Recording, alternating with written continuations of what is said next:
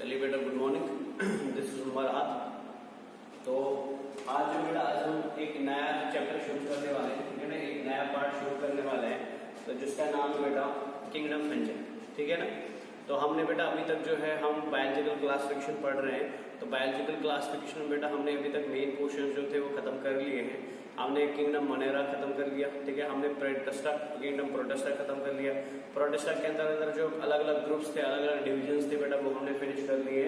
तो अब जो है बेटा हम लास्ट पार्ट पे आते हैं बायोलॉजिकल क्लासिफिकेशन में, ठीक है ना। और वो लास्ट पार्ट जो है बेटा वो है किंगडम फंजी, ठीक है। अब किंगडम फंजी को बेटा डिटेल में पढ़ने से पहले कि किंगडम फंजी के फीचर्स क्या होते हैं, किंगडम फंजी के कैरेक्टरिस्टिक्स क्या होते हैं, ठीक है ना। किंगडम फंजी में बेटा कौन कौन से ऑर्गेनिज्म स्टडी करे जाते हैं, तो ये सब कुछ स्टडी करने से पहले हम क्या करते हैं बेटा, कुछ इंपॉर्टेंट पॉइंट्स पहले नोट डाउन कर लेते हैं जो बड़े इंपॉर्टेंट हैं और जो एग्जाम में पूछे भी जाते हैं, ठीक है ना। जैसे फॉर एग्जाम्पल सबसे पहला पॉइंट नोट करने वाले हैं वो है बेटा कि हम सबसे पहले पता कर लेते हैं, इधर में लिख देता हूँ, ठीक है ना। तो सबसे पहले देख लेते हैं बेटा कि अगर हम किंगडम फंजी की स्टडी कर रहे हैं तो किंगडम फंजी में माइकोलॉजी का मतलब क्या होता है, ठीक है ना। माइकोलॉजी का मतलब क्या होता है, माइकोलॉजी और माइसीटोलॉजी, ठीक है ना। तो कुछ टर्मिनोलॉजी हम पढ़ने वाले बेटा किंगडम मोनेरा में बेटा जो बड़ी इंपॉर्टेंट है। जैसे फर्स्ट टर्मिनोलॉजी है, फर्स्ट टर्म हमने याद रखा बेटा कि माइकोलॉजी किस चीज को बोलते हैं या माइसीटोलॉजी किस चीज को बोलते हैं, ठीक है ना। तो माइकोलॉजी बोलो या माइसीटोलॉजी बोलो, ठीक है ना। तो माइकोलॉजी या माइसीटोलॉजी जो होता है बेटा, इसका मतलब होता है study of fungi, study of fungi, ठीक है ना। यानी वो ब्रांच बायोलॉजी का बेटा जिसमें हम क्या करते हैं, जिसमें हम फंजीज की स्टडी करते हैं।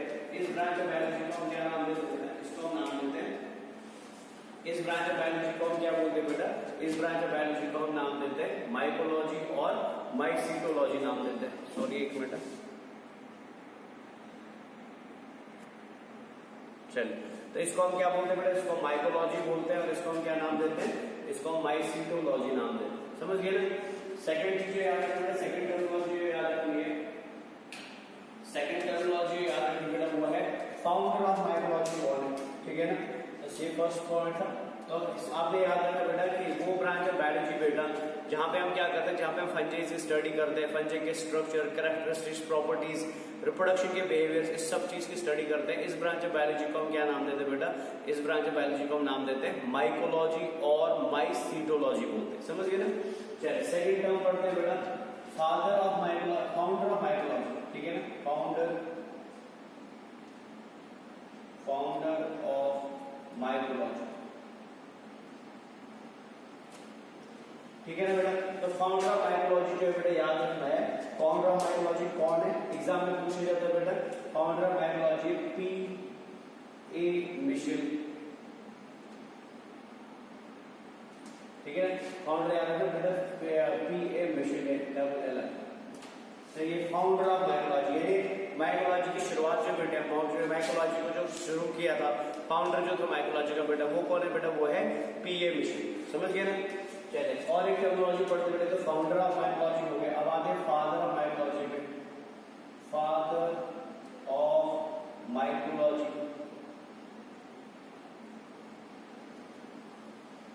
फादर ऑफ माइकोलॉजी जो बेटा ये भी कौन होता है, ये भी होता है P.A. मिशेल होता है, ठीक है ना। तो याद रखना बेटा founder of mycology P.A. Micheli है and father of mycology P.A. Micheli. समझ गए ना बेटा। चलिए अब बात करते हैं बेटा नेक्स्ट टर्म की, फादर ऑफ, यहां से लिख रहे हैं ना बेटा, हाँ, फादर ऑफ सिस्टमैटिक, ठीक है ना, ये सिस्टमैटिक, ठीक है ना। Father of systematic, father of systematic mycology, father of systematic mycology. देखो ये बेटा याद रखना इंपॉर्टेंट है। फादर ऑफ सिस्टमैटिक माइकोलॉजी का मतलब क्या हुआ कि मतलब वो साइंटिस्ट बेटा जिसने पहले माइकोलॉजी या फंजीज की क्या शुरू कर दी, सिस्टमैटिक शुरू कर दी, या सिस्टमैटिक स्टडी शुरू कर दी, या टेक्सोनोमिक स्टडी शुरू कर दी। तो नॉर्मल फादर जो है बेटा ओवरऑल माइकोलॉजी का, तो वो कौन है बेटा, वो P.A. मिशेल है। लेकिन वो साइंटिस्ट बेटा जिसने सबसे पहले फंजीज को क्लासिफाई करना शुरू कर दिया, इनकी सिस्टमैटिक स्टडी शुरू कर दिया, इनका बेटा इंटर रिलेशनशिप स्टडी करना शुरू कर दिया, वो साइंटिस्ट कौन है बेटा, तो याद रखना फादर ऑफ सिस्टमैटिक माइकोलॉजी है बेटा, वो कौन है बेटा, ये याद रखना बेटा वो है। अच्छा ये याद रखना एग्जाम के टाइम पे बेटा ध्यान रखना है कि वो नॉर्मल फादर ऑफ माइकोलॉजी पूछ रहा है या सिस्टमैटिक माइकोलॉजी पूछ रहा है, तो इस चीज का ध्यान रखना पड़ेगा, ठीक है। तो कौन है बेटा, वो है E.M. फ्राइज, ठीक है ना, E.M. फ्राइज, ठीक है ना। याद रखना है फादर ऑफ माइकोलॉजी कौन है बेटा, father of mycology M.A. Michel, समझिए ना, फादर ऑफ माइकोलॉजी कौन है बेटा, M.A. मिशेल। लेकिन अगर पूछा जाता बेटा फादर ऑफ सिस्टमैटिक माइकोलॉजी कौन है, तो सिस्टमैटिक माइकोलॉजी कौन है बेटा, वो है E.M. फ्राइज, याद रहेगा। चलिए नेक्स्ट पॉइंट लिखते हैं बेटा, लीनियस ऑफ माइकोलॉजी किसको बोलते हैं, लीनियस ऑफ माइकोलॉजी किसको बोलते हैं,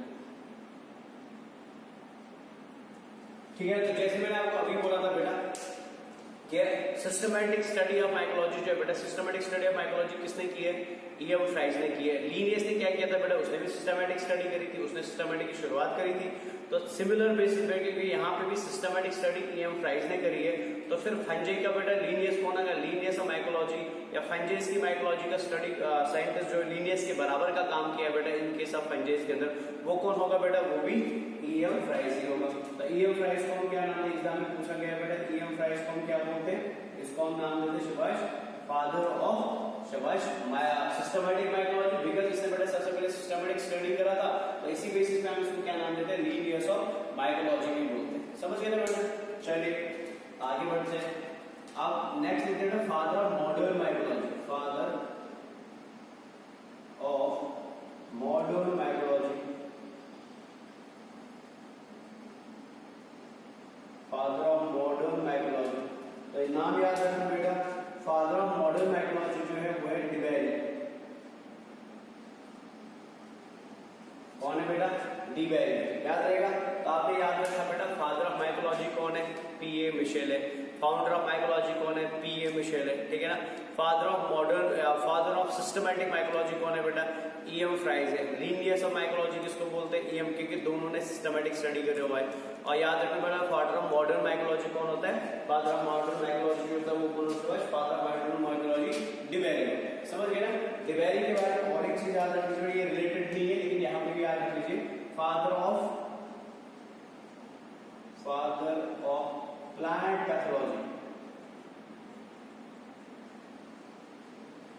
फादर ऑफ प्लांट पैथोलॉजी जो होता है वो भी कौन होता है बेटा, वो भी डिबेरी होता है,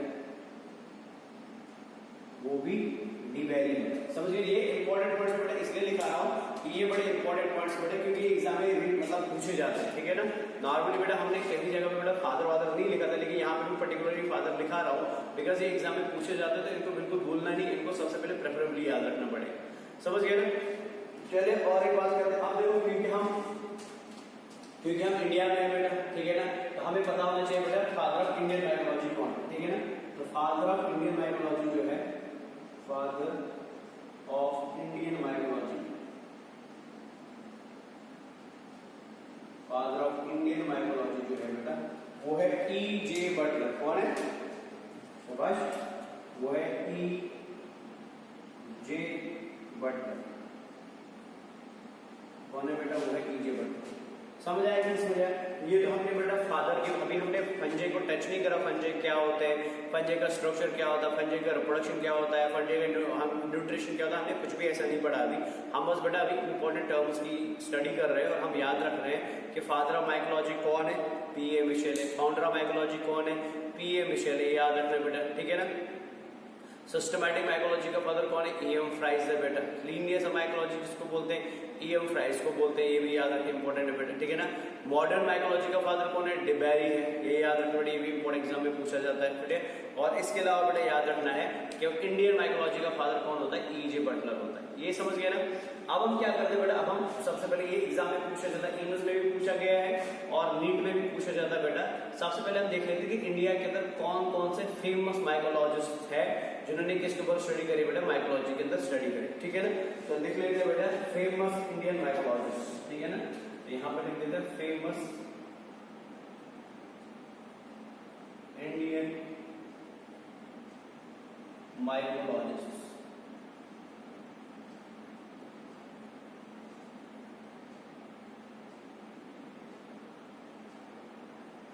वैसे तो बेटा बहुत सारे लोगों ने इंडिया के अंदर माइकोलॉजी के ऊपर स्टडी करी है, लेकिन जो फेमस माइकोलॉजिस्ट है बेटा वो 3 नाम मैं लिखूंगा यहाँ पे, तीनों इंपॉर्टेंट है और एग्जाम में पूछे जाते हैं। जैसे फॉर एग्जाम्पल पहला नाम लिख लेते बेटा, फर्स्ट नाम जो बेटा ये बड़ा इंपॉर्टेंट है, आपने रस्ट डिजीज का नाम सुना होगा बेटा। व्हीट एंड राइस के अंदर बेटा एक बीमारी होती है जिसको हम रस्ट डिजीज बोलते हैं। तो ये जो पहला साइंटिस्ट है बेटा जिसके बारे में लिखने वाला हूँ बेटा, ठीक है ना, इसने क्या किया, इसने सबसे पहले बेटा इंडिया के अंदर जो व्हीट का रस्ट डिजीज था, रस्ट प्रॉब्लम था बेटा, ठीक है ना, रस्ट एंड स्मट दो अलग अलग डिजीज होती है बेटा। तो रस्ट प्रॉब्लम इन इंडिया जो बेटा वो सबसे पहले सॉल्व जिसने की, जिसने स्टडी किया rust problem in wheat in case of India बेटा, वो था केसी मेहता, यानी फर्स्ट फेमस इंडियन माइकोलॉजिस्ट जो बेटा वो कौन है बेटा, वो केसी मेहता है। अब केसी मेहता बेटा फेमस क्यों है बेटा, बिकॉज इसने स्टडी किसको किया, रस्ट प्रॉब्लम इन व्हीट को स्टडी किया इंडिया के अंदर, किसने बेटा, केसी मेहता ने, और इसने इस प्रॉब्लम का सोल्यूशन भी निकाला। समझ गया ना, याद रखना बेटा, इसने केसी मेहता फेमस क्यों है बेटा, बिकॉज इसने क्या स्टडी किया था, rust problem of wheat in India, of wheat in India. ये इंपॉर्टेंट है, याद रखना है, समझ गए ना। ये तो पहला साइंटिस्ट तो आपने याद रखना है, केसी मेहता, फेमस माइकोलॉजिस्ट। तो बहुत सारे माइकोलॉजिस्ट है लेकिन ये फेमस इसलिए बेटा बिकॉज व्हीट के अंदर और कभी कभी राइस के अंदर बेटा एक इंपॉर्टेंट बीमारी होती है जिसको हम रस्ट बोलते हैं, और इस बीमारी का स्टडी, इस बीमारी का सोल्यूशन जो निकाला बेटा वो एक माइकोलॉजिस्ट ने निकाला, जिसका नाम है क्या बेटा, जिसका नाम है केसी मेहता, इसका नाम है। ये इंपॉर्टेंट, इसको याद है, समझ गए ना। सेकंड बंदे की बात करता हूं मैं बेटा, इसका नाम है बी मुनकर, बी मुनकर, ठीक है ना बेटा। बी मुनकर जो है बेटा, इसने क्या किया, सिमिलर डिजीज होती है बेटा, ठीक है ना, राइस में पाए जाते हैं, smut problem in India, smut problem in India, यानी राइस के अंदर जो बीमारी होती है रस्ट के समान भी होती है, तो स्मट बीमारी इसको बोलते हैं। तो ये बेटा राइस में हो जाता है, तो इसको बेटा सॉल्व किसने किया, इसको बी मुनकर ने सॉल्व किया। समझ गए कि नहीं समझ गए।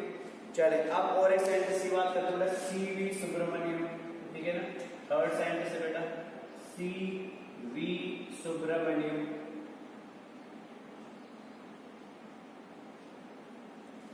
तो इसलिए क्या किया बेटा, इंडिया के अंदर जो फंजीज पाए जाते हैं, ठीक है ना, फंजीज तो बेटा यूबिक्विटस होते हैं, थ्रू आउट वर्ल्ड पाए जाते हैं, लेकिन इंडिया के अंदर जो फंजीज पाए जाते हैं, तो इंडिया में जो फंजीज पाए जाते हैं बेटा, इन फंजीज की स्टडी जिसने की है बेटा, वो कौन सा साइंटिस्ट है बेटा, वो है सीवी सुब्रमण्यम। यानी इसने क्या किया बेटा, टैक्सोनॉमी ऑफ फंजी को स्टडी किया है, टैक्सोनॉमी ऑफ फंजी को स्टडी किया है, और कहां पर स्टडी किया बेटा, इंडिया के अंदर स्टडी किया है। समझ गए ना। तो आपने 3 साइंटिस्ट का नाम याद रखा जो फेमस माइकोलॉजिस्ट इंडिया के हैं बेटा, कौन कौन सा, K C Mehta for rust problem, B Mundkur for smut problem, and C V Subramaniam for studying taxonomy of Indian franchise. समझ गए ना बेटा। तो ये तो बेटा 2 इंपॉर्टेंट प्रॉपर्टीज थी। अब हम क्या करते हैं बेटा, और एक चीज याद रख लेते हैं, ये एग्जाम में क्वेश्चन पूछा गया है, एम्स में भी, नीट में भी क्वेश्चन पूछा गया है कि माइकोलॉजी की कौन कौन सी फेमस बुक्स, ठीक है ना, जिनका नाम हम याद रख लेते हैं, ठीक है। तो देख लेते हैं बेटा कौन कौन सी फेमस बुक्स है, famous books of mycology, famous books of mycology.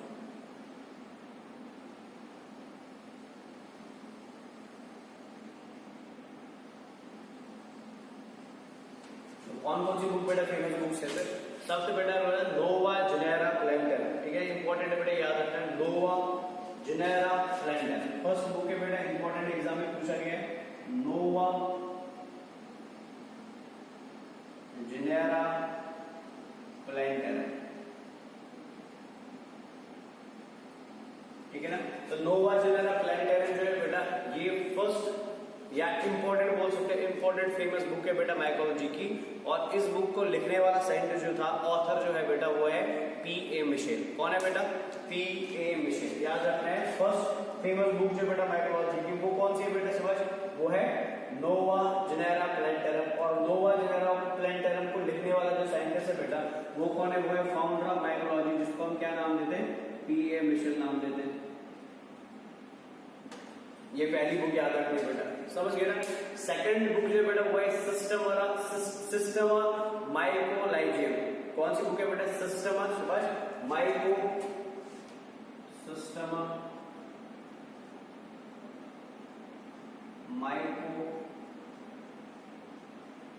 माइकोलाइजिकम, ठीक है ना।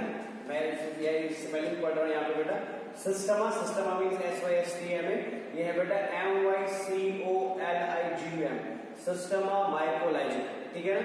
सिस्टमा माइकोलाइजिकम जो बेटा ये सेकंड इंपॉर्टेंट बुक है माइकोलॉजी की, और लिखने वाला सेंटर जो बेटा वो है E.M.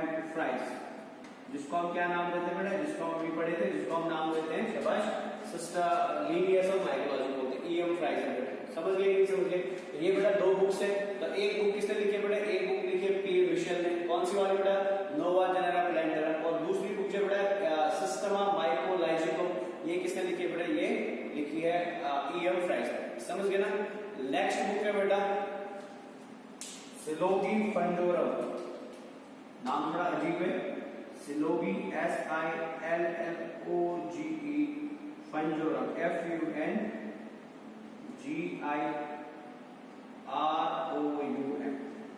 ठीक है ना, सिलोगी फंजोरम, ये थर्ड बुक है बेटा, और ये भी एक इंपॉर्टेंट माइकोलॉजी बुक है, ठीक है ना।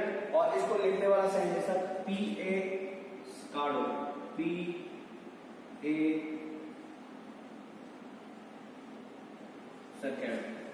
समझ गए ना। तो आपने याद रखा बेटा, हम अभी क्या कर रहे हैं, हम बेटा अभी खाली टर्मिनोलॉजी पढ़ रहे हैं, तो आपने इंपॉर्टेंट टर्मिनोलॉजी याद रखी बेटा। हम इधर से शुरू करते हैं। आपने फेमस बुक्स का नाम याद रखा, सिलोगी फंजोरम जो है बेटा ये P.A. स्कार्डो ने लिखी है, सिस्टमा माइकोलाइजिकम E.M. फ्राइस ने लिखी है, नोवा जनरा प्लैंटरम P.A. मिशेल ने लिखी है। फेमस इंडियन माइकोलॉजिस्ट कौन कौन है बेटा, C.V. सुब्रमण्यम, क्योंकि इसने बेटा इंडियन फैमिली की टैक्सोनॉमी स्टडी करी है। B.V. मुनकर, इसने स्मट प्रॉब्लम इन इंडिया को सॉल्व किया है। K.C. मेहता, इसने रस्ट प्रॉब्लम, ये बेटा फंगल डिजीज होती है, smut is a fungal disease, rust is a fungal disease, इसको सॉल्व किया है। फादर ऑफ इंडियन माइकोलॉजी कौन है बेटा, E.J. बटलर है। फादर ऑफ प्लांट पैथोलॉजी कौन है, डिबेरी है। फादर ऑफ मॉडर्न माइकोलॉजी कौन है, डिबेरी है। Linnaeus of mycology E.M. Fries को बोलते हैं, ठीक है ना। फादर ऑफ सिस्टमैटिक माइकोलॉजी कौन है बेटा, E.M. फ्राइस है। Father of mycology, founder of mycology कौन है बेटा, P.A. मिशेल है। एंड स्टडी ऑफ फंजी को हम क्या नाम देते हैं, स्टडी ऑफ फंजी को माइकोलॉजी नाम देते हैं। ये तो समझ गए ना बेटा। ये तो ठीक है, ये तो थी कुछ इंपॉर्टेंट पॉइंट्स और कुछ इंपॉर्टेंट टर्म्स जो आपको याद होनी चाहिए, ठीक है ना। और ये बेटा ऐसे एवे मैंने नहीं लिखा है, ये एग्जाम में पूछा जाता है बेटा, और इसको प्लीज नोट डाउन अच्छे से कर लेना। अब आप सोच रहे हैं सर हम तो फंजे पढ़ने वाले थे, आप तो कहीं और ही ले गए हमें, आप तो हिस्ट्री बताने लगे। तो अब हम क्या करते हैं, हिस्ट्री के बाद ये इंपॉर्टेंट है बेटा इसलिए बताना पड़ा। अब हम क्या करते हैं बेटा, हम सबसे पहले देख लेते हैं कि फंजे ऑर्गेनिजम्स कैसे होते हैं, ठीक है ना। हम क्या करेंगे बेटा, डेफिनेशन ऑफ फंजे पढ़ते हैं। हम ये देखना चाहते हैं कि फंजे जो हम पढ़ने वाले हैं, किंगडम फंजे के जो ऑर्गेनिज्म हम पढ़ने वाले हैं, उनके स्पेशल कैरेक्टरिस्टिक्स क्या क्या होते हैं, जो कैरेक्टर उनको बेटा आगे आने वाली फाइलम्स या जो हमने ऑलरेडी फाइलम्स पढ़ी है, या आगे आने वाली किंगडम्स या जो हमने ऑलरेडी किंगडम्स पढ़ी है, उनसे डिफरेंशिएट करता है, ठीक है ना। तो क्या क्या बेटा, तो वो क्या क्या पता करने के लिए सबसे पहले हम इसको क्या करते हैं, रब कर देते हैं, ठीक है ना। तो ये आपने नोट डाउन कर लिया होगा बेटा, नहीं करा तो थोड़ा पॉज करके बेटा फिर दोबारा से एक बार चेक कर लें, समझ गए ना। तो मैं इसको रब कर रहा हूँ बेटा, ये आपने नोट डाउन कर लिए, चलिए।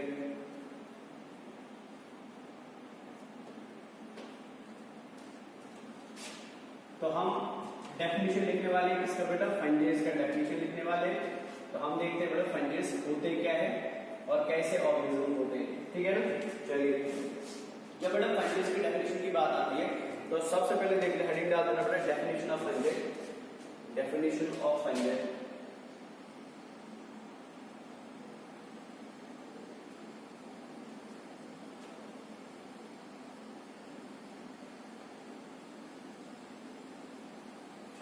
फंजेस की बेटा डेफिनेशन जब हम बोलते हैं, हम बोलते हैं फंजेस जो होता है बेटा, फंजे डील्स ऐसे ऑर्गेनिज्म के साथ करता है, ठीक है। डेफिनेशन जब लिखते हैं बोलते हैं, हम बोलते हैं फंजे जो होता है, फंजे deals with organisms, फंजे deals with organisms,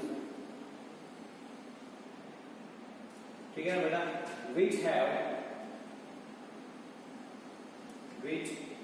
have following properties, which have following properties, यानी फंजेस जो होते हैं बेटा, फंजेस के अंदर हम बेटा ऐसे ऑर्गेनिज्म को स्टडी करते हैं, या फंजे बेटा डील ऐसे ऑर्गेनिज्म के साथ करता है बेटा जिनके पास क्या पाया जाता है, जिनके पास फॉलोइंग फीचर्स पाए जाते हैं। जैसे फॉर एग्जांपल वो यूकैरियोटिक होंगे, सबसे पहली चीज याद रखना है, यानी इंपॉर्टेंट है बेटा डेफिनेशन के लिए जो बड़ा इंपॉर्टेंट पॉइंट है याद रखना है, फंजी के अंदर जितने भी मेंबर्स होते हैं बेटा, all the members of fungi are eukaryotic in nature, ठीक है, यानी इसका मतलब हुआ फंजी का कोई भी मेंबर बेटा प्रोकैरियोटिक नहीं होता है, समझ गए ना। सेकंड इंपॉर्टेंट पॉइंट याद रखना बेटा, फंजी के अंदर जो भी ऑर्गेनिज्म हम पढ़ेंगे ना बेटा, वो सुपोर बियरिंग होता है। सुपोर बियरिंग का मतलब क्या हुआ बेटा, फंजी के जितने भी मेंबर्स होते हैं ना बेटा, जब ये रिप्रोडक्शन करेंगे तो रिप्रोडक्शन के लिए क्या करते हैं बेटा, ये सुपोर फॉर्मेशन करते हैं, ये सुपोर्स बना लेते हैं, समझ गए ना। इसके अलावा याद रखना बेटा कि फंजी जो होते हैं बेटा, इनमें क्लोरोफिल नहीं पाया जाता, दे आर एक्लोरोफिलस। तो अगर क्लोरोफिल नहीं पाया जाता बेटा, तो बताइए ऑटोट्रॉफिक होंगे, नहीं होंगे, ये फोटोट्रॉफिक होंगे, नहीं होंगे बेटा, तो फिर क्या होंगे, ये सेप्रोट्रॉफिक होंगे, ये हेटेरोट्रॉफिक होंगे, ये होलोजोइक होंगे, लेकिन ये बेटा ऑटोट्रॉफ्स या फोटोट्रॉफ्स नहीं होते, because of the absence of chlorophyll. इनको हम क्या बोलते हैं बेटा, एक्लोरोफिलस बोलते हैं। रिप्रोडक्शन की बात करें बेटा, यूजुअली एसेक्सुअल रिप्रोडक्शन होता है, सेक्सुअल रिप्रोडक्शन भी पाया जाता है, मतलब सेक्सुअल रिप्रोडक्शन भी देखा जाता है मेंबर्स में और एसेक्सुअल रिप्रोडक्शन भी देखा जाता है। बॉडी की बात करें तो बॉडी फिलामेंटस होती है, फिलामेंटस मतलब फिलामेंट के समान बॉडी होती है बेटा, लॉन्ग थ्रेड लाइक बॉडी होती है बेटा, और बॉडी जो होती है बेटा वो ब्रांचेड हो सकती है, वो थैलाइड हो सकती है, मतलब ब्रांचेस भी मिलेंगी, या थैलस लाइक स्ट्रक्चर बेटा अनडिफरेंशिएटेड स्ट्रक्चर भी देखने को मिलता है, समझ गए ना। तो इनको हम लिख लेते हैं बेटा एक एक करके। तो मैंने बोला फंजी जो होता है बेटा, फंजी ऐसा ऑर्गेनिज्म होता है जिसमें सबसे पहली चीज जो आपको याद रखनी है बेटा, और जो बड़ी इंपॉर्टेंट चीज है वो याद रखना है बेटा, कि फंजी जो होते हैं बेटा, ये ऐसे मेंबर्स होते हैं जो नेचर में कैसे होते हैं, दे are eukaryotic,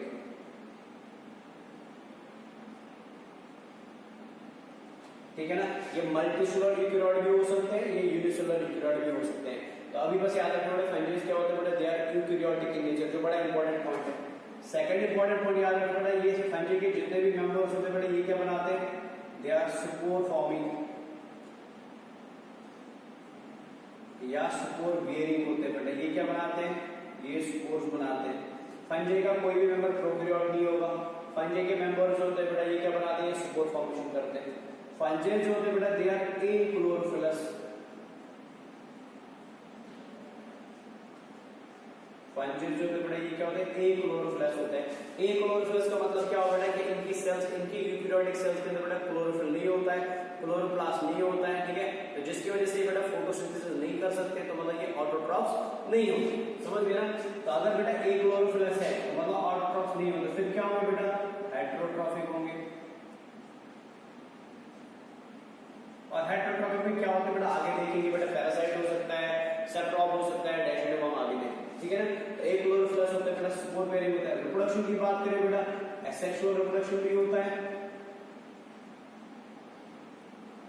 and sexual reproduction भी होता है, एसेक्सुअल रिप्रोडक्शन भी होता है एंड सेक्सुअल, यानी दोनों मींस ऑफ रिप्रोडक्शन पाए जाते हैं। यूजुअली तो एसेक्सुअल रिप्रोडक्शन होता है, लेकिन बेटा सेक्सुअल मींस ऑफ रिप्रोडक्शन भी पाए जाते हैं, ठीक है ना।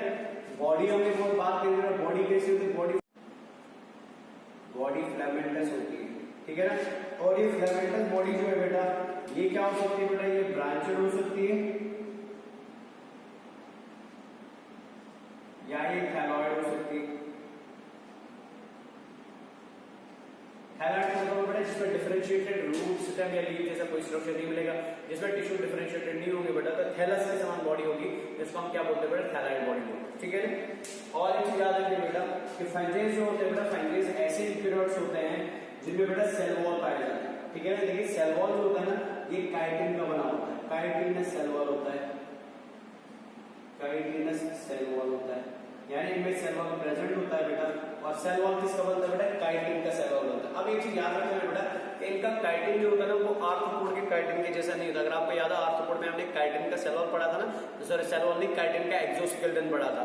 तो आर्थ्रोपोड का काइटिन जो होता है बेटा, वो अलग होता है, और फंजीज का जो काइटिन होता है बेटा, ये अलग होता है। ये दोनों डिफरेंट नाम सेम है, लेकिन बेटा काइटिन का कंपोजिशन क्या होता है बेटा, अलग अलग होता है। समझ गए कि नहीं समझ गए। इसके अलावा बेटा और एक चीज याद रखना है कि फंजीज जो होते हैं बेटा, इनको पहले प्लांट समझा जाता था, फंजीज को पहले प्लांट समझा जाता था, because of presence of cell wall, because of filamentous nature dash, ठीक है ना। लेकिन एक्चुअली में प्लांट्स नहीं होते बेटा। तो प्लांट ना होने का पहला रीजन है बेटा, क्लोरोफिल नहीं होता है। दूसरा रीजन है बेटा, वो ये है कि इनके पास no specialised conduction system, no specialised conduction system, conduction, यानी बेटा जाइलम एंड फ्लोएम के जैसा कोई भी स्ट्रक्चर बॉडी में देखने को नहीं मिलता है। कंडक्शन सिस्टम बेटा क्या होता है बेटा, एब्सेंट होता है। समझ गए ना?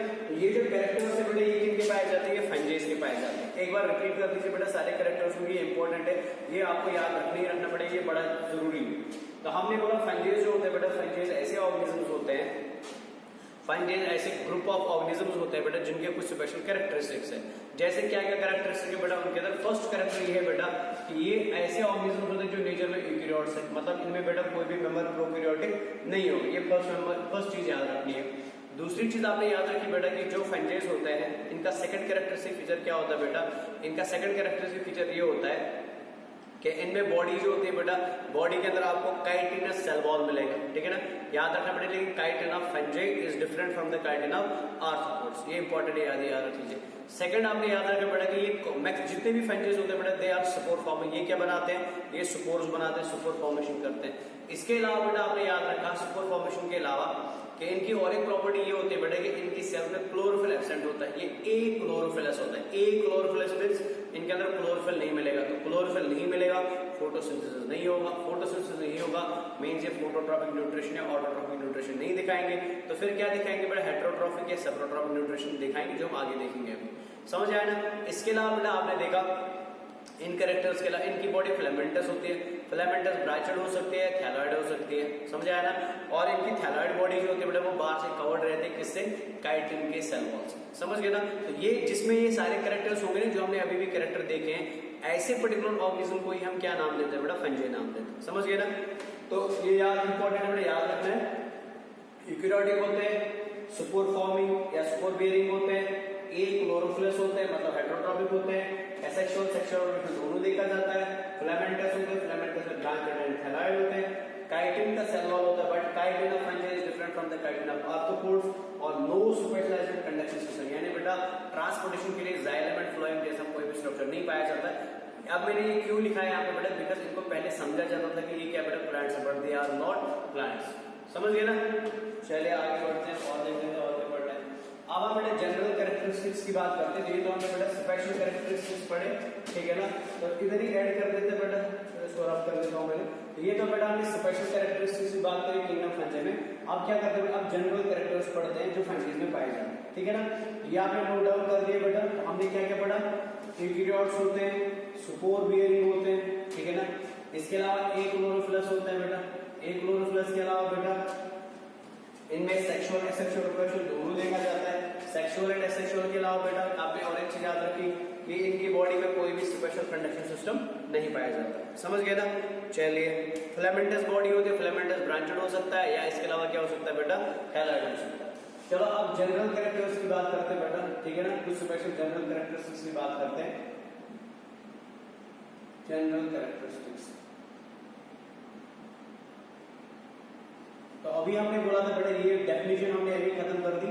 तो हमने बोला डेफिनेशन में फंजाई ऑर्गेनिज्म यूकैरियोट्स होते हैं, फंजाई ऑर्गेनिज्म बेटा क्लोरोफिलस होते हैं, फंजाई ऑर्गेनिज्म बेटा फिलामेंटस होते हैं, फंजाई ऑर्गेनिज्म बेटा सेक्सुअल एसेक्सुअल, ये मतलब डेफिनेशन है। अब हम जनरल कैरेक्टरिस्टिक्स की बात करते हैं। तो पहली जनरल कैरेक्टरिस्टिक्स हम देखेंगे बेटा कि जैसे हमने अभी देखा था कि फंजाई जो होते हैं बेटा, जितने भी फंजाई होते हैं दे ऑल आर यूकैरियोटिक। ये फर्स्ट जनरल कैरेक्टर बेटा, जितने भी फंजाई होते हैं बेटा दे ऑल आर यूकैरियोटिक, ठीक है ना।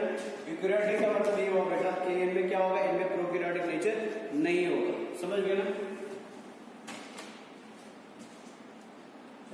तो सेकंड पॉइंट याद रखना बेटा, ये थैलॉइड होते हैं, थैलॉइड होते हैं, बॉडी थैलॉइड होती है, कोई पर्टिकुलर डिफरेंशिएशन बॉडी में देखने को नहीं मिलता है बेटा, ठीक है। न्यूट्रिशन की बात करें तो बेटा ये हेटेरोट्रॉफिक होते हैं, ये हेटेरोट्रॉपिक होता है बेटा। अब खाली बेटा हेटेरोट्रॉपिक नहीं होते, कुछ पैरासाइट्स भी होंगे और कुछ सेप्रोट्रॉपिक। हेटेरोट्रॉपिक होते हैं, नॉन फोटोसिंथेटिक होते हैं, ठीक है ना बेटा। सेप्रोट्रॉपिक होते हैं, सेप्रोट्रॉपिक दिख रहा है ना, हाँ, सेप्रोट्रॉपिक होते हैं और पैरासिटिक भी पाए जाते हैं, कुछ पैरासाइटिक भी कुछ मेंबर्स पाए जाते हैं। ये इनका और एक कैरेक्टरिस्टिक है बेटा, ठीक है। न्यूट्रिशन की बात करें तो एब्जॉर्प्टिव न्यूट्रिशन पाया जाता है, एब्जॉर्प्टिव न्यूट्रिशन पाया जाता है। एब्जॉर्प्टिव न्यूट्रिशन का मतलब क्या हुआ बेटा? एब्जॉर्प्टिव न्यूट्रिशन का मतलब हुआ ये बॉडी से क्या रिलीज करेंगे? एंजाइम रिलीज करेंगे। एंजाइम क्या करेंगे बेटा? फूड को बॉडी के बाहर डाइजेस्ट करेंगे और फिर ये क्या करेंगे? डिफ्यूजन के थ्रू उस पर्टिकुलर मटेरियल को क्या कर देते हैं? एब्जॉर्ब कर देते हैं। इसको क्या नाम देते हैं बेटा? इसको एब्जॉर्प्टिव न्यूट्रिशन बोलते हैं। समझ गए ना? इसके अलावा बेटा काइटिलियस सेल वॉल होता है, जो हमने भी पढ़ा, काइटिलियस सेल वॉल होता है। इनका बेटा और एक कैरेक्टरिस्टिक फीचर है, इनमें काइटिन का सेल वॉल पाया जाता है। अगर बेटा इनको कभी भी क्या करना पड़े? फूड को स्टोर करना पड़े, ठीक है ना, तो फूड स्टोरेज हमेशा होता है बेटा in the form of glycogen. Food storage होता है बेटा in the form of glycogen होता है, ग्लाइकोजन होता है। समझ गए ना? तो ये जो बेटा आपको पता होगी कि अगर फूड ग्लाइकोजन की फॉर्म में स्टोर किया जाता है ना, तो ग्लाइकोजन की फॉर्म में बेटा फूड स्टोर कौन करता है? प्लांट स्टोर करते हैं कि एनिमल स्टोर करते हैं? एनिमल स्टोर करते हैं। तो यानी प्रेजेंस ऑफ ग्लाइकोजन या presence of storage form of food as glycogen जो होता है बेटा, ये कौन सा कैरेक्टर होता है? ये इनका एनिमल के समान कैरेक्टर होता है। लेकिन प्रेजेंस ऑफ सेल वॉल जो होता है बेटा, वो कैसा कैरेक्टर होता है? वो प्लांट के जैसे समान का कैरेक्टर होता है। तो ये याद रखना है, जब भी ये क्या करेंगे बेटा, जब भी ये फूड स्टोर करेंगे तो फूड स्टोरेज किस फॉर्म में होता है बेटा? फूड स्टोर फॉर्म होता है in the form of glycogen. और एक याद रखना बेटा, इनमें क्या पाया जाता है? कैरेक्टरिस्टिक फीचर जो होता है बेटा, कैरेक्टरिस्टिक फीचर फाइंडेज का वो होता है बेटा स्पोर फॉर्मेशन। ये क्या करते हैं बेटा? ये स्पोर फॉर्मेशन करते हैं। ये इंपॉर्टेंट कैरेक्टरिस्टिक होता है इनका बेटा, ये याद रखना है, ठीक है। यहाँ पे याद रखना है सेप्रोट्रॉपिक, पैरासिटिक और कुछ सिम्बायोट्स भी होते हैं, सिम्बायोट्स भी होते हैं। जैसे माइक्रोराइजा आपने सुना होगा बेटा, ठीक है ना, तो ये सिम्बायोटिक नेचर भी दिखाता है। लाइक माइक्रोराइजा, तो ये सिम्बायोटिक नेचर भी दिखाता है। ये क्या बेटा? ये जनरल कैरेक्टरिस्टिक्स है किसके बेटा? एक पर्टिकुलर फंजाई। आपने याद रखना बेटा, फंजाई जो होते हैं बेटा, वो जनरल कैरेक्टर्स की बात करता है। डेफिनेशन अलग था, जनरल कैरेक्टर्स अलग थे बेटा। तो आपने याद रखना बेटा, फंजाई जो होते हैं ये यूकेरियोटिक नेचर के होते हैं। फंजाई थैलॉइड होते हैं, थैलॉइड बॉडी होगी बेटा, इनका कोई पर्टिकुलर डिफरेंशिएशन बॉडी में नहीं पाया जाता है। हेटेरोट्रॉफिक हो सकते हैं, नॉन फोटोसिंथेटिक होते हैं, सेप्रोट्रॉफिक होते हैं, पैरासाइटिक होते हैं, सिम्बायोटिक होते हैं। न्यूट्रिशन बेटा एब्जॉर्प्टिव न्यूट्रिशन होता है। एब्जॉर्प्टिव न्यूट्रिशन का मतलब बॉडी से एंजाइम बाहर निकाला जाएगा, फूड बॉडी के बाहर डाइजेस्ट होगा और फिर डिफ्यूजन के थ्रू न्यूट्रिएंट्स को एब्जॉर्ब किया जाता है। सेल वॉल काइटिन का होता है बेटा, फूड स्टोरेज एनिमल्स के समान होता है, एनिमल्स के जैसा होता है, और ग्लाइकोजन की फॉर्म में बेटा फूड को ये स्टोर करते हैं। और कैरेक्टरिस्टिक फीचर जो होता है बेटा, वो क्या होता है बेटा? वो स्पोर फॉर्मेशन होता है। समझ गए ना? तो सबसे पहले हमने टर्मिनोलॉजी पढ़ी। टर्मिनोलॉजी में बेटा हमने father of mycology, Linnaeus of mycology, modern father of mycology, ठीक है ना, इंडियन फादर कौन है माइकोलॉजी के, तो हमने वो नाम पढ़े। हमने इंपॉर्टेंट साइंटिस्ट का नाम पढ़ा, सुब्रमण्यम, के.सी. मेहता, ठीक है ना, बी.बी. बुनकर, हमने वो नाम पढ़ा। हमने इंपॉर्टेंट बुक्स के नाम पढ़े और फिर हमने बेटा डेफिनेशन पढ़ा फंजाई का। हमने देखा फंजाइस बेटा एक्रोलोफ्लस होते हैं, फंजाइस बेटा यूकेरियोटिक होते हैं, फंजाइस बेटा थैलाइड होते हैं, फंजाइस बेटा फिलामेंटस होते हैं, फिलामेंटस में ब्रांचेड होते हैं, या क्या बोलते हैं, थैलाइड नेचर के पाए जाते हैं। कोई स्पेशल सिस्टम कंडक्शन के लिए नहीं पाया जाता। फिर हमने जनरल कैरेक्टरिस्टिक्स बात करी, तो जनरल कैरेक्टरिस्टिक्स में भी बेटा सेम पॉइंट्स है, लेकिन न्यूट्रिशन आपने देखा हेटेरोट्रॉपिक होता है, non photosynthetic, saprotrophic, symbiotic, parasitic, अलग अलग तरीके की न्यूट्रिशन पर। कैरेक्टरिस्टिक फीचर है बेटा सपोर्ट फॉर्मेशन। हर एक फंजाई जो बेटा वो क्या करता है? स्पेशलाइज्ड सपोर्ट्स को बनाता है। तो ये क्या था बेटा? ये था कैरेक्टरिस्टिक फीचर्स इनके बेटा फंजाइस, ठीक है ना। अब हैबिटेट की बात करते हैं। ये तो कैरेक्टरिस्टिक फीचर खत्म हो गए बेटा। अब हम आते हैं किसके ऊपर? हैबिटेट ऑफ फंजाई के ऊपर, ठीक है ना।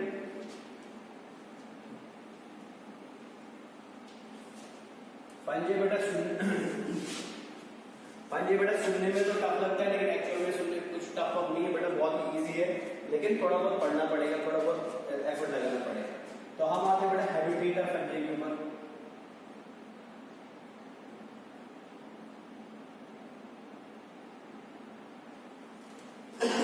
तो अगर हम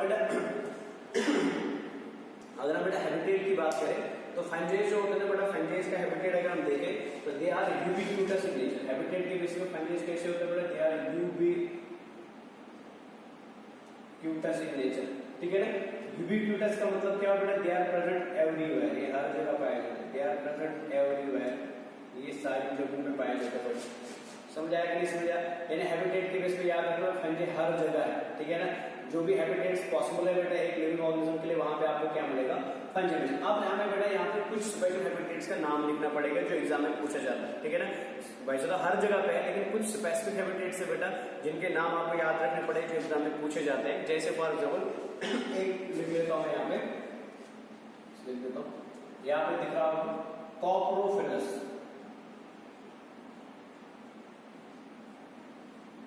ठीक है ना, तो कॉप्रोफिलस क्या होता है? कॉप्रोफिलस वो फंजेज होते हैं बेटा जो आपको कहां पे मिलेंगे? काउ डंग में मिलेंगे। ठीक है ना, फंजे on cow dung, फंजे on cow dung, क्या डंग भी आप बोल सकते हैं बेटा।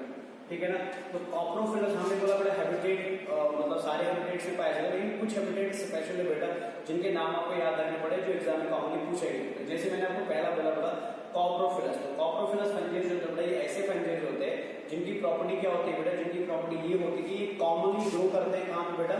ये कॉमनली काउ डंग के ऊपर ग्रो करते हैं, इनको कॉप्रोफिलस फंजेस बोलते हैं। समझ गए? सेकंड है बेटा एंडोबायोटिक।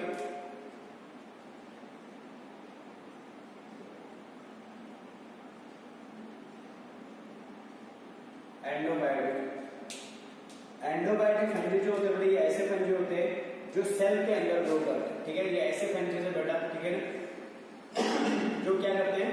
एक ऑर्गेनिज्म की सेल्स के अंदर ग्रो करते हैं। मतलब ये ऐसे फंजे बेटा जो that grow inside the cells of an organism. ठीक है ना, ये ऐसे फंजे बेटा जो काम में ग्रो करते हैं बेटा जो एक ऑर्गेनिज्म की सेल्स के इनसाइड में क्या करते हैं? ग्रो करते हैं। नेक्स्ट लिखिए बेटा antibiotic.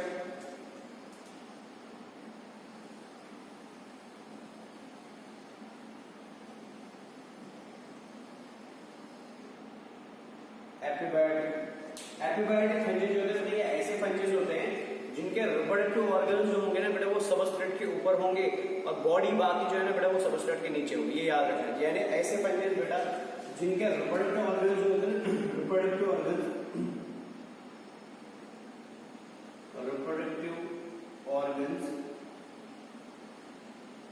Are present over the surface, are present over the surface of substratum.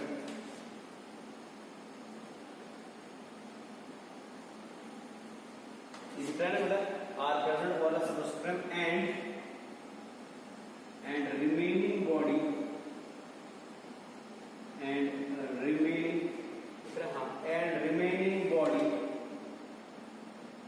कहाँ बेटा? Below the surface, below the substratum, below the surface, below the surface है, बिलो द सबस्ट्रेटम। ठीक है, इसका एक इंपॉर्टेंट एग्जाम्पल है बेटा जो आपको याद रखना है, इसका स्पेशल एग्जाम्पल है बेटा, एग्जाम्पल याद रख लेना, सिनसाइट्रियम।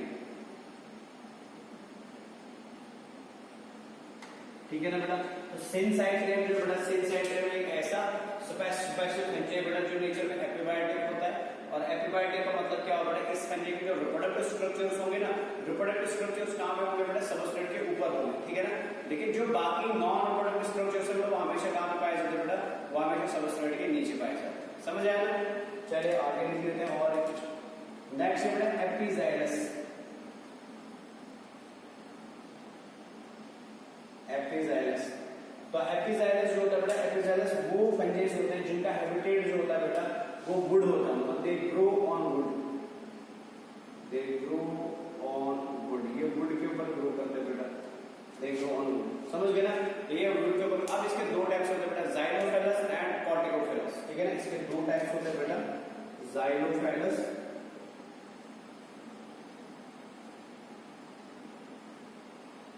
एंड कॉर्टिकोफाइलस।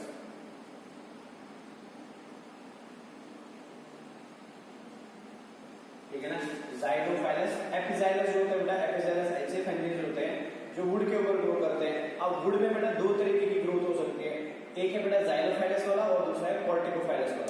जाइलोफाइलस जो होता है बेटा, जाइलोफाइलस ऐसा एपिजाइलस फंजे होता है जो बेटा बर्न वुड के ऊपर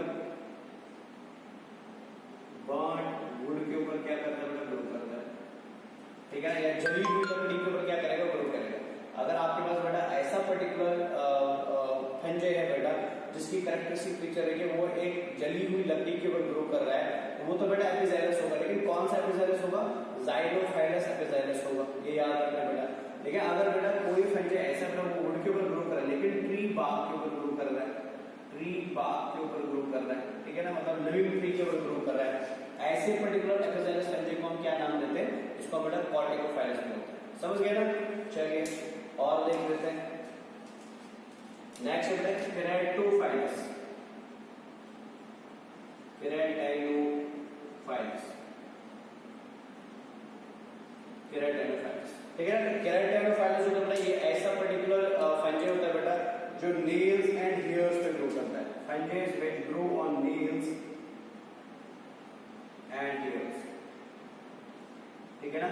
ऐसा फंजाई बेटा जो कहां पे ग्रो करता है बेटा, जो नेल्स एंड हेयर्स के ऊपर ग्रो करता है बेटा, ऐसे फंजाई को हम क्या नाम देते हैं, ऐसे फंजाई को हम नाम देते हैं केराटिनोफाइलस। तो केराटिनोफाइलस से बेटा थोड़ा गैस भी लगा सकते हैं, केराटिनो का मतलब हो गया केराटिन एंड फाइलस का मतलब हो गया ग्रोथ हो रही है अपॉन द केराटिन या upon the keratin like structure, growth हो रही है, इसको हम क्या बोलते हैं बेटा, केराटिनोफाइलस बोलते हैं। समझ गए ना? नेक्स्ट है बेटा एंडोफाइटिक, नेक्स्ट है एंडोफाइटिक,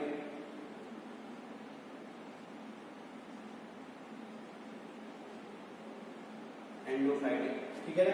तो एंडोफाइटिक जो बेटा, एंडोफाइटिक ऐसा पर्टिकुलर फंजाई होता है जो inside host plant tissue grow करता है, ठीक है, इनसाइड होस्ट प्लांट टिश्यू, ठीक है।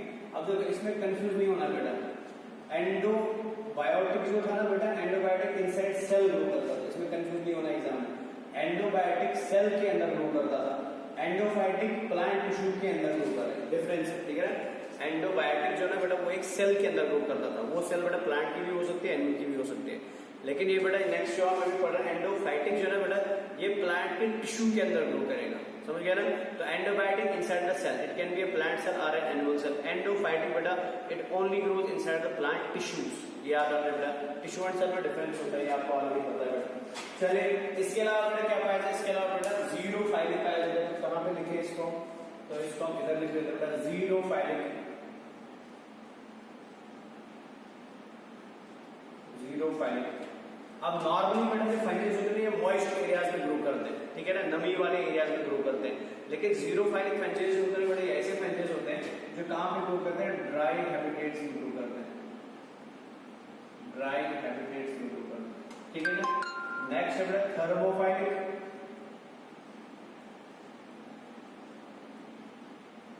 ये बेटा हाई टेम्परेचर पे ग्रो करने वाले फंजाइज होते हैं। ऐसे फंजाइज बेटा जो कहां पे ग्रो करते हैं, हाई टेम्परेचर पे ग्रो करते हैं, ऐसे फंजाइज को हम क्या नाम देते हैं बेटा, इनको जीरोफाइलिक नाम देते हैं, थर्मोफाइलिक नाम। ठीक है, मेरे को वीडियो रोकना पड़ेगा क्योंकि मेमोरी फुल दिखा रहा है, तो इसको मैं ट्रांसफर करके बेटा कंटिन्यू कर लेता हूँ वीडियो को अभी, ठीक है। सॉरी फॉर दिस, एक मिनट होल्ड, सॉरी बेटा, चलिए सॉरी बेटा, तो थोड़ा प्रॉब्लम हो गया था मेमोरी का मोबाइल में, तो हम दोबारा से कंटिन्यू कर रहे हैं बेटा सेम टॉपिक से जहाँ पे हमने अभी थोड़ी देर पहले स्टॉप किया था। तो मैं आपसे बोल रहा हूँ बेटा हमने क्या किया, हमने हैबिटेट ऑफ फंजाई स्टडी किया बेटा, बड़ा इंपॉर्टेंट है और एग्जाम के लिए बेटा वेरी इंपॉर्टेंट है। एग्जाम में बेटा यहाँ से कहीं से भी क्वेश्चन पूछा जाएगा, तो हमने याद रखा, हमने बोला कि सबसे पहले बेटा फंजाई यूबिक्यूटस होते हैं, हर जगह पे पाए जाते हैं, लेकिन कुछ पर्टिकुलर हैबिटेट्स है बेटा जहाँ का नाम लेना बड़ा जरूरी है और उसको याद रखना भी बड़ा जरूरी है। जैसे हमने बात करी बेटा, मैंने बोला अगर काउडंग के ऊपर ग्रो करता है तो ऐसे फंजाइज को बेटा कॉप्रोफाइलस बोलते हैं, यानी fungi growing on cow dung are known as coprophilous fungi. अगर बेटा किसी ऑर्गेनिज्म के, प्लांट हो सकता है या एनिमल हो सकता है, उसकी सेल के अंदर ग्रो करेगा, इसको बेटा एंडोबायोटिक बोलते हैं। अगर बेटा प्लांट के टिश्यू के अंदर ग्रो कर रहा है तो क्या बोलते हैं, एंडोफाइटिक बोलते हैं, नीचे लिखा है बेटा ये वाला एंडोफाइटिक बोलते हैं, समझ गए ना। चलिए अगर बेटा reproductive organs over the substrate है and non reproductive organs below the substrate है तो इसको हम क्या नाम देते हैं, एप्टीबायोटिक बोलते हैं। इसका एग्जांपल याद रखना है, सिनसाइट्रेम बेटा इसका एग्जांपल होता है जो एग्जाम में पूछा गया है।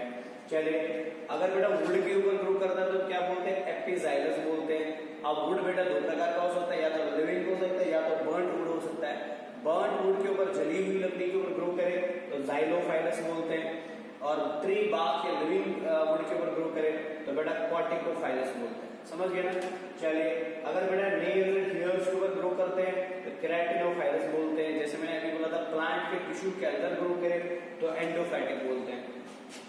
ड्राई हैबिटेट्स में ग्रो करे तो बेटा जीरो फाइलोफिलिक बोलते हैं। और high temperature around about 50 degree Celsius के अबोव ग्रो करे तो क्या बोलते हैं, थर्मोफाइलिक बोलते हैं। समझ गए ना, ये तो बेटा हमने इनके हैबिटेट के बारे में बात करी, ठीक है। तो अब हम क्या करते हैं बेटा, ये हैबिटेट खत्म हो गया, आपने इसको नोट डाउन कर दिया होगा बेटा, नहीं करा था जल्दी जल्दी कर लीजिए। तो अब हम क्या करते हैं बेटा, अब हम इनका इंपॉर्टेंट क्वेश्चन पढ़ेंगे, वो है बॉडी ऑफ फंजाई, यानी फंजाई की बॉडी कैसी होती है, ठीक है ना। फंजाई की बॉडी में बेटा जो हमने फिलामेंटस नेचर देखा था, थैलॉइड नेचर देखा था, वो थैलस एक्चुअल में कैसा होता है, थैलस बनता कैसे बेटा, हाइफे एंड माइसीलियम में क्या डिफरेंस होता है, ये समझ गए ना बेटा, ठीक है ना। तो सेप्टेड माइसीलियम किसको बोलते हैं, एसेप्टेड माइसीलियम किसको बोलते हैं, तो ये सारी चीजें हम अब स्टडी करते हैं, ठीक है। तो ये स्टडी करने के लिए हम इसको रब कर देते हैं, ठीक है ना। ये आपने नोट डाउन कर दिया होगा बेटा, नहीं करा तो पॉज करके इसको नोट डाउन कर दीजिएगा। चलिए, तो अब हम आते हैं बेटा इसके ऊपर।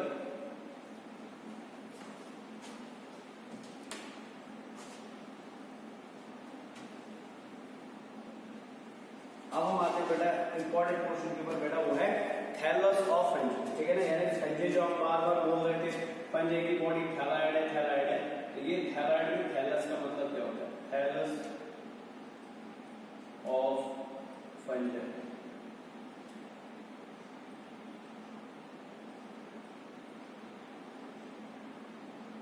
ठीक है। चलिए, अब किसी भी फंजाई को अगर आप देखेंगे बेटा, ठीक है ना, मैक्सिमम फंजाई अगर बेटा मल्टीसेलुलर फंजाई है, तो अगर आप उसको देखते हैं ना बेटा, तो फंजाई के अंदर आपको देखने को क्या मिलता है कि इनकी बॉडी जो है बेटा, इनकी बॉडी बनी होती है ग्रुप ऑफ ब्रांचेड स्ट्रक्चर्स, ठीक है ना। अगर हम बेटा एक थैलस के एक फंजाई की बॉडी को देखें, ठीक है ना, जिस बॉडी को हम थैलॉइड बॉडी बोलते हैं, जिस बॉडी को हम थैलस बोलते हैं, तो क्वेश्चन ये होता है कि सर ये थैलस क्या होता है, या ये थैलस बनता कैसे है। तो मैं आपको बोल रहा हूँ बेटा कि ये थैलस जो होता है फंजाई का, ठीक है ना, ये बनता है बेटा थ्रेड के समान ब्रांचेड स्ट्रक्चर से, मतलब धागे के समान स्ट्रक्चर्स होते हैं, और ये स्ट्रक्चर्स होते हैं ये ब्रांचेड स्ट्रक्चर्स होते हैं, ठीक है, थ्रेड लाइक ब्रांचेड स्ट्रक्चर्स होते हैं। और ये थ्रेड लाइक ब्रांचेड स्ट्रक्चर्स जो होते हैं ना बेटा, ये क्या करते हैं, कंबाइन हो जाते हैं, और कॉम्बिनेशन के बाद ही क्या करते हैं बेटा, एक स्ट्रक्चर बनाते हैं, जिस स्ट्रक्चर को हम क्या नाम देते हैं, जिस स्ट्रक्चर को माइसीलियम नाम देते हैं। समझ गए ना। फिर से बताता हूं मैंने आपको बोला कि जैसे फॉर एग्जाम्पल इमेजिन कर लीजिए बेटा, हम फंजाई की बात कर रहे हैं, तो मैंने आपको बोला बेटा फंजाई जो है ये धागे के समान, थ्रेड के समान बेटा स्ट्रक्चर से बना रहता है, जो स्ट्रक्चर्स बेटा क्या होते हैं, ब्रांचेड होते हैं, मतलब यहाँ पे बेटा ऐसे ब्रांचिंग निकली होंगी। तो ये जो स्ट्रक्चर्स होने बड़े ये थ्रेड के समान होते हैं, ब्रांचेड स्ट्रक्चर, तो ये कंबाइन हो जाते हैं, वन आफ्टर अनदर कंबाइन हो जाते हैं बेटा। तो ये क्या करते हैं बेटा, ये थैलॉइड बॉडी बनाते हैं, एक स्ट्रक्चर बनाते हैं, जिस स्ट्रक्चर को हम क्या नाम देते हैं बेटा, जिस स्ट्रक्चर को हम माइसीलियम नाम देते हैं। अब माइसीलियम जो है बेटा, वो एक्चुअल में किसका बना है, इन थ्रेड्स का बना है, इन इंडिविजुअल थ्रेड्स का बना है। इस इंडिविजुअल थ्रेड को हम क्या नाम देते हैं, इस इंडिविजुअल थ्रेड को हम हाइफे नाम देते हैं। ये समझ आ रहा है ना। यानी थैलॉइड बॉडी ऑफ फंजाई जो होता है, जिसको हम बार बार थैलॉइड बोल रहे थे, वो थैलॉइड बॉडी एक्चुअल में क्या है, वो थैलस एक्चुअल में क्या है बेटा, वो थैलस कुछ नहीं है बेटा, वो एक्चुअल में कॉम्बिनेशन है किसका बेटा, थ्रेड के समान स्ट्रक्चर्स का, धागे के समान स्ट्रक्चर्स का, जिन स्ट्रक्चर्स को हम जो ब्रांचेड नेचर के होते हैं, जिन स्ट्रक्चर्स को हम क्या नाम देते हैं, हाइफे नाम देते हैं। समझ गए ना। और हाइफे बेटा जब जुड़ जाते हैं तो कॉम्बिनेशन ऑफ हाइफे जो है बेटा, ये एक मास बनाते हैं, ठीक है, ये एक स्ट्रक्चर बना लेते हैं, ठीक है, जिस स्ट्रक्चर को हम क्या नाम देते हैं, जिस स्ट्रक्चर को माइसीलियम बोलते हैं, और माइसीलियम की वजह से क्या बनेगा, बॉडी ऑफ फंजाई बनेगा। ये समझ आया कि नहीं समझ आया। मतलब ये है बेटा कि इमेजिन कर लेते बेटा, ये मान लो फातिमा, ये मैं एक फंजाई बना रहा हूँ, तो फंजाई जो है बेटा, इसमें बेटा आपको ऐसे थ्रेड लाइक स्ट्रक्चर्स मिलेंगे, ठीक है ना, ऐसे थ्रेड्स मिलेंगी। तो ये थ्रेड जो होते हैं बेटा, ये ब्रांचेड थ्रेड्स होते हैं, जैसे यहाँ पे हम दिखा देते हैं, ये ब्रांचेड थ्रेड्स है ऐसे, इस तरीके से, ठीक है ना। अब यहाँ पे एक थ्रेड नहीं होगा बेटा, यहाँ पे मल्टीपल थ्रेड्स होंगे, तो ये बेटा दूसरा थ्रेड में बना रहा हूँ इस तरीके से, ऐसे, ये भी ब्रांचेड होगा बेटा इस तरीके से।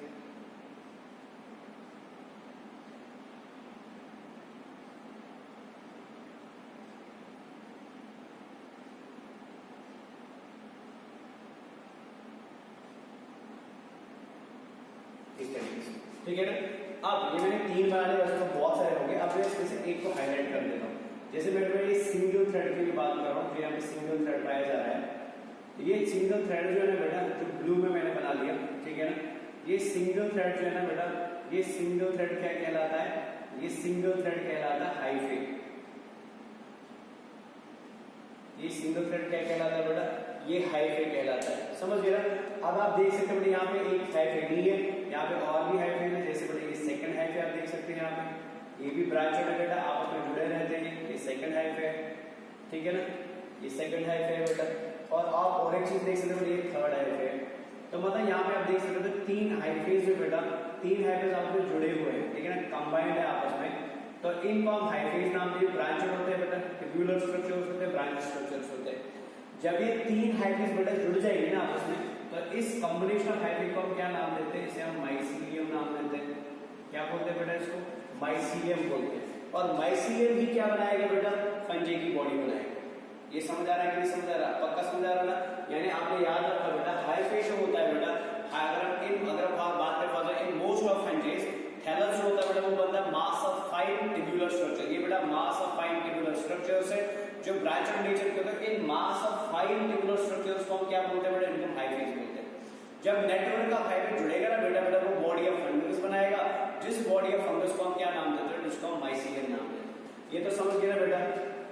अब यहाँ पे एक चीज याद रखना है, तो मतलब आपने याद रखना बेटा, फंजे की बॉडी अगर होगी बेटा, वो किसकी बनी होगी? हाइफे की बनी होगी। और हाइफे क्या बनाएगा? माइसीलियम बनाएगा। लेकिन यहाँ पे एक चीज याद रखना है, हमेशा बेटा फंजेस के अंदर माइसीलियम नहीं बनता है, ठीक है ना। कुछ के अंदर माइसीलियम बनेगा, कुछ के अंदर माइसीलियम नहीं बनेगा। तो जिस फंजे के अंदर बेटा माइसीलियम बनेगा उसको माइसीलियल फंजे बोलेंगे, मतलब उसमें बेटा हाइफे जुड़ रहे हैं, कंबाइन हो रहे हैं और माइसीलियम बना रहा है। और जिसके अंदर बेटा माइसीलियम नहीं बनेगा, मींस बेटा उसके अंदर हाइफे लाइक स्ट्रक्चर था लेकिन माइसीलियम नहीं बना, ऐसे फंजेस को हम क्या बोलते हैं? नॉन माइसीलियल फंजेस बोलते हैं। याद रहेगा ना? अगर माइसीलियम बन रहा है, अगर हाइफेज कंबाइन हो रही है आपस में, तो माइसीलियम बनेगा, तो फंजे को माइसीलियल फंजे बोलेंगे। अगर बेटा माइसीलियम नहीं बन रहा है, ठीक है ना, तो ऐसे फंजेस को हम क्या बोलते हैं? नॉन माइसीलियल फंजेस बोलते हैं। ये समझ गए ना? अब नॉन माइसीलियल फंजेस की मतलब आपने याद रखना बेटा, बेस्ड ऑन माइसीलियम, ठीक है ना, based on formation of mycelium fungi दो प्रकार के होंगे बेटा। या तो कैसा होगा? माइसीलियल, या तो बेटा माइसीलियल फंजे होगा, या तो बेटा कैसा होगा? नॉन माइसीलियल फंजे होगा। नॉन माइसीलियल फंजे होगा, यानी इस फंजे के अंदर माइसीलियम नहीं बन रहा है। समझ गया? डिपेंडिंग ऑन द फॉर्मेशन और एब्सेंस ऑफ माइसीलियम। याद रखना बेटा, जो नॉन माइसीलियल फंजेस होते हैं ना, नॉन माइसीलियल फंजेस होते हैं बेटा, ये यूनिसेल्ड फंजे होते हैं। इंपॉर्टेंट है, याद रखना बेटा। यानी ऐसे फंजेस, ठीक है ना, यानी ऐसे फंजेस बेटा जिनके अंदर माइसीलियम नहीं बन पाता है, जिनके अंदर बेटा हाइफेज आपस में कनेक्ट नहीं हो पाते हैं। तो क्यों नहीं कनेक्ट हो पा रहे हैं बेटा? इसलिए कनेक्ट नहीं हो रहे हैं बिकॉज नॉन माइसीलियल फंजेस होते हैं बेटा, वो कैसे होते हैं? ये सिंगल सेल फंजेस होते हैं, ये यूनिसेल फंजे होते हैं, ये एक सेल के बने हुए फंजेस होते हैं। ये समझ आया कि नहीं समझ आया? तो आपने क्या याद रखा? आपने याद रखा बेटा कि थैलस ऑफ फंजे क्या है बेटा? थैलस ऑफ फंजे है combination of hyphae. Combination of hyphae क्या बनाता है बेटा? बॉडी ऑफ फंजे बनाता है। जिस बॉडी ऑफ फंजे को हम क्या नाम देते हैं बेटा? इसको हम माइसीलियम नाम देते हैं। माइसीलियम है तो माइसीलियल फंजे बोलेंगे, माइसीलियम नहीं है बेटा तो नॉन माइसीलियल फंजे बोलेंगे। अब याद रखना बेटा कि नॉन माइसीलियल फंजे जो होते हैं बेटा, ये यूनिसेल फंजेस होते हैं, ये एक सेल के बने हुए फंजेस होते हैं। ये समझ आया कि नहीं समझ आया? इसमें कोई टेंशन तो नहीं है बेटा। अब और एक चीज याद रखिए जो बड़ी इंपॉर्टेंट है, वो ये है कि कभी कभी क्या होता है बेटा, कभी कभी ये यूनिसेल फंजेस जो होते हैं, कभी कभी होता है ये बेटा कि ये जो यूनिसेल फंजेस होते हैं, यूनिसेल फंजेस मतलब नॉन माइसीलियल फंजेस होते हैं, ये क्या करते हैं बेटा? ये बर्डिंग करते हैं। क्या करते हैं? ये बर्डिंग करेंगे, ठीक है। मान लो आपने बेटा ये यूनिसेल फंजे बेटा इधर, ठीक है ना, इससे बर्डिंग कर देते हैं, ये बर्ड बन गया ऐसे, यहाँ पे कॉम्बिनेशन बर्ड बनेंगे इस तरीके से, ठीक है ना। तो जब ये बर्डिंग करता है ना, तो बर्डिंग की वजह से क्या बनता है? एक माइसीलियम जैसा स्ट्रक्चर बनता है, ठीक है ना। इंपॉर्टेंट है, याद रख लेना। कभी कभी क्या होता है बेटा, यूनिसेलुलर या नॉन माइसीलियल फंजेस जो होते हैं बर्डिंग करते हैं, बिकॉज बर्डिंग इनका बेटा रिप्रोडक्शन का तरीका है। तो ये क्या करते हैं बेटा, जब ये बर्डिंग करते हैं ना, ये बर्ड बनाते हैं। नॉर्मली बर्ड डिटैच हो जाता है बॉडी से, लेकिन ये बर्ड डिटैच नहीं होता है, ये बॉडी के ऊपर ही जुड़ा रहेगा। तो जब ये बर्ड बनाएगा ना बेटा, तो बर्ड्स एक दूसरे के ऊपर क्या होते रहेंगे? कंबाइन होते रहेंगे, ऐड होते रहेंगे। तो क्या दिखेगा थोड़ी देर बाद बेटा? एक माइसीलियम जैसा स्ट्रक्चर दिखेगा। जैसे यहाँ पर आप देख सकते हैं माइसीलियम के समान, माइसीलियम के लाइक स्ट्रक्चर दिखेगा, लेकिन जो एक्चुअल में माइसीलियम नहीं होता है। समझ गए ना? ये जो स्ट्रक्चर जो है ना बेटा, जो बना रहा है यूनिसेलुलर फंजे, हमें ऑलरेडी पता है बेटा एक यूनिसेलुलर फंजे माइसीलियम नहीं बना सकता है, लेकिन यहाँ पे क्या हुआ बेटा, इसने बडिंग किया और बडिंग की वजह से माइसीलियम जैसा स्ट्रक्चर बना। वो माइसीलियम नहीं है बेटा, लेकिन माइसीलियम लाइक स्ट्रक्चर है बेटा। इस माइसीलियम लाइक स्ट्रक्चर को हम क्या नाम देते हैं बेटा, इसको हम सूडो माइसीलियम नाम देते हैं, सूडो माइसीलियम। समझ गए ना। और सूडो माइसीलियम बेटा कौन बनाएगा, यूनिसेलुलर फंजेस बनाएंगे। एग्जांपल के लिए कौन बना सकता है, जैसे यीस्ट जो है बेटा, यीस्ट क्या करता है बेटा, यीस्ट बनाता है सूडो माइसीलियम ड्यूरिंग रिप्रोडक्शन, ठीक है, because of phenomena of budding. याद रहेगा, but pseudo mycelium is not mycelium, it is a mycelium like structure, लेकिन ये रियल माइसीलियम एक्चुअल माइसीलियम नहीं होता है बेटा। समझ गए ना। चलिए तो आगे बढ़ते हैं, इसको रब कर देते हैं। तो हमने याद रखा बेटा थैलस ऑफ फंजी जो होता है बेटा वो हाइफी से बनता है। हाइफी क्या होता है बेटा, ये थ्रेड लाइक स्ट्रक्चर्स होते हैं बेटा, ठीक है ना, ट्यूबुलर थ्रेड लाइक स्ट्रक्चर्स होते हैं। क्या करते हैं बेटा, कंबाइन हो जाते हैं और क्या बनाते हैं बेटा, माइसीलियम बनाते हैं, ठीक है ना। अगर इन्होंने माइसीलियम नहीं बनाया बेटा तो ऐसी पर्टिकुलर कंडीशन में क्या होता है, फंजेस होता है वो यूनिसेलुलर होता है बेटा, और यूनिसेलुलर फंजेस क्या करते हैं बेटा, वो बडिंग के थ्रू सूडो माइसीलियम बनाते हैं। समझ गए ना। अब और एक चीज याद रखिए, ये माइसीलियम जो मैंने यहाँ पे बात करी थी, माइसीलियम जो फंजे का होता है बेटा, ये दो प्रकार का होता है, 2 टाइप्स का होता है, ठीक है ना। जैसे मैं यहाँ पे माइसीलियम बना देता हूँ बेटा समझाने के लिए। फॉर एग्जाम्पल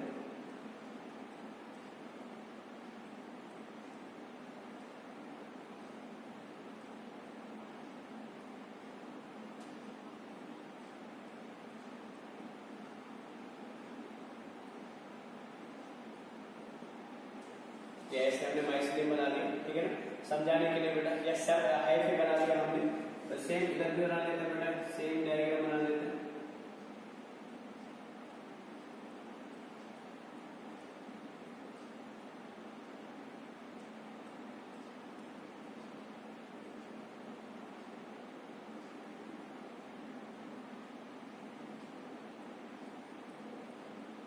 तो ये मैंने बेटा 2 माइसीलियम हाइफी बना लिया।